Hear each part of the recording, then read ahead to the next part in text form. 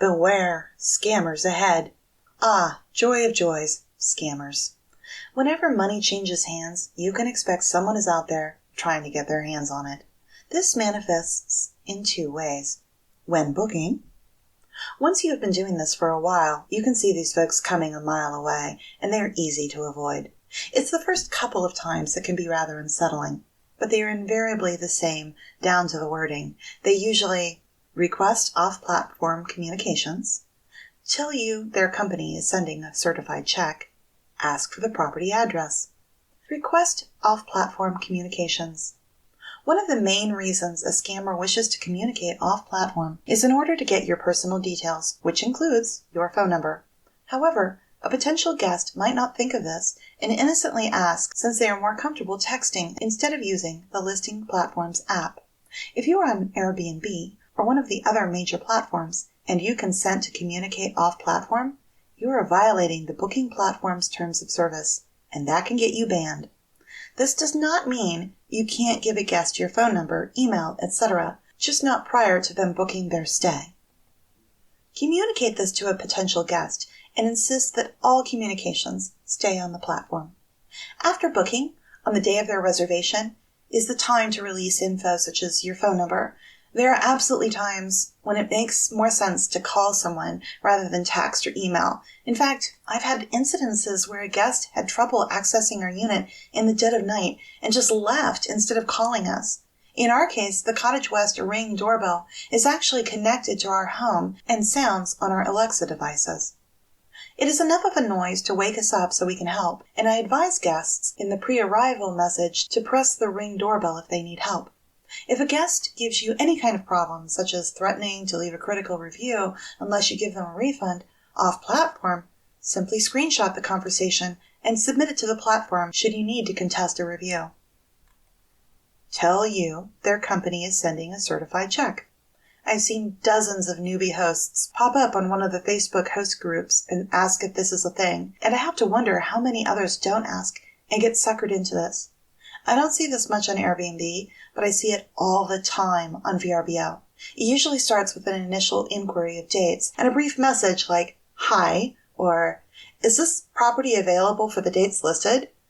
Another red flag is the time, sometimes days, that elapses between the initial inquiry and your response and their second message, which is always something like this: "My wife and I would like to book our stay with you, and my company will pay for this vacation via a certified check." They usually finish this with a request for information, your name, address, even banking information.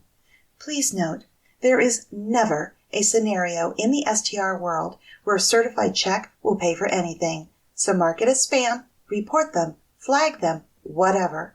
The sooner we ban them, the better. Unfortunately, there will be a dozen more of them waiting in the wings.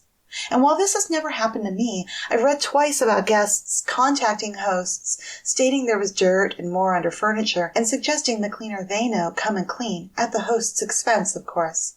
I literally cannot imagine being taken in by this, but the two hosts who posted separately about this happening allowed the guest to bring their own cleaner in, although whether a cleaner actually did any cleaning, I truly question, and bill the host for the additional cleaning through the Airbnb platform.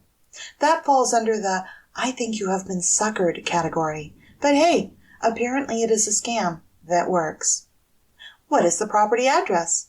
The last one, where they are asking for the address of the property, is not always a red flag, but it can be. Folks occasionally want to know where they are staying, and in most cases they are fine with waiting until the day of the stay to receive the address and other access details. If you don't wish to give them the exact address, you may wish to list cross streets instead. I usually respond with, "For security reasons, we do not release the exact address until the day of the reservation.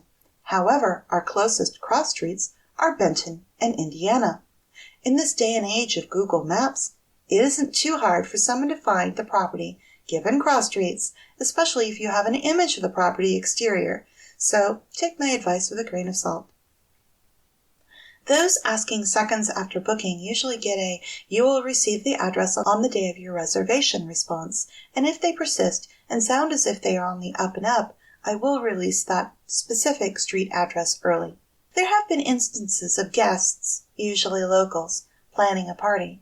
Usually this is announced via social networks and is an excellent reason to only release the address on the day of the reservation. That way, you can avoid too much advance notice being given. During/post-stay. My favorite, if it can be called that, is the "I woke up with a rash" message. I've only had one group try this, or the "I saw a mouse" claim. They also threw that in for good measure. I've mentioned this already in earlier chapters. Frankly, if a guest doesn't send an image of an actual mouse, I'm not admitting anything. A claim of a rash or rodent when not accompanied by a picture of the little beast is likely a play for a refund. Why pay, a malingering guest might reason, when I can stay for free? I'm not saying that every person who claims to have a problem is lying. Far from it.